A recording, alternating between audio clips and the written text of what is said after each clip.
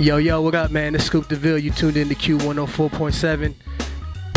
I've been around music like my whole life since I was just a young kid. My father, he was pioneer of West Coast hip hop, the first Latin rapper to ever come out and really do it on a big level. And I just always been around it. His name is Kid Frost. He had a song called La Raza. And just being Latino in the music game, it was kind of hard growing up and just doing what we did.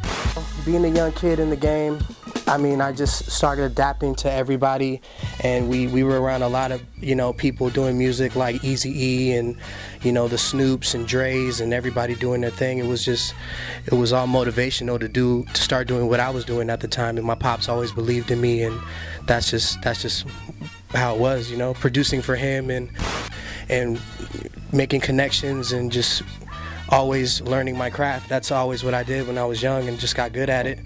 And he's the one that introduced me to the game, pretty much. The MPC 60 was the first machine I ever touched. My father had a little studio in his house, so when I would be over there, we just, I'd be watching him and sampling and turntables. I was DJing and trying to learn how to do that. Also, just at a very young age, I was doing everything, playing keyboards.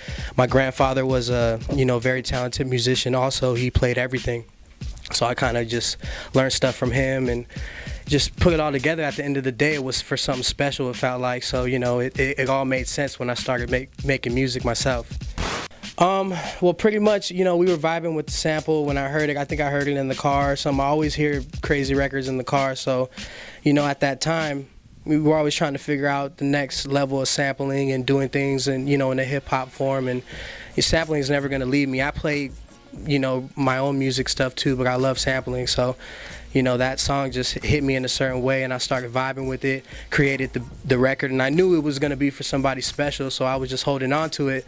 And then once I got with Kendrick and everybody, they were just really vibing with the record a lot, and after the recipe came out, it was just mandatory. We just started doing more stuff, and that was one of the records that stuck out with the label and Dre and everybody. So I think it's a good thing. I'm happy where it went, and it got Drake on it. It got cleared by Janet, Jimmy Jam and Terry Lewis, so that's just amazing on its own as well. I'm like still bugging off, about that. Yeah, a couple artists wanted the record. I was playing it for just a couple selective people at the time that I was vibing with, like for 50 and a couple other, people. But I'm just happy that it went where it went because it was a special project, as it is, and I think it's just very good to be a part of that project with a certain record that special, It wasn't just particularly like I wanted that. It was more so just playing him all the special records that I had, and I think he would appreciate. So that was one of them that everybody, the reaction of people when he first played it, that was the one that stuck out. So and also the recipe record was a special record too, because I originally had got that to Dre through Stat Quo and a couple other friends of mine, and it's just that was the priority at the time, was Kendrick's album, and it was definitely something that they were going to do together.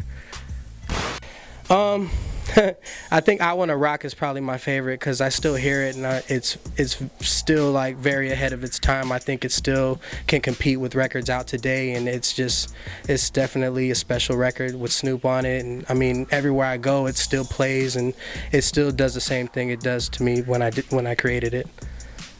Me, myself, I'm building as an artist. I also, rap, write, sing, and it's just kind of a part of the job. I have to wear all the hats right now, and I'm just trying to do everything. I don't want to limit myself. I think there's so much more that matters when it comes to doing music, and everything just goes together now. So I want to be a part of everything, and the music now is more so branding and going out traveling and doing shows. It's just so much. I want to do it all.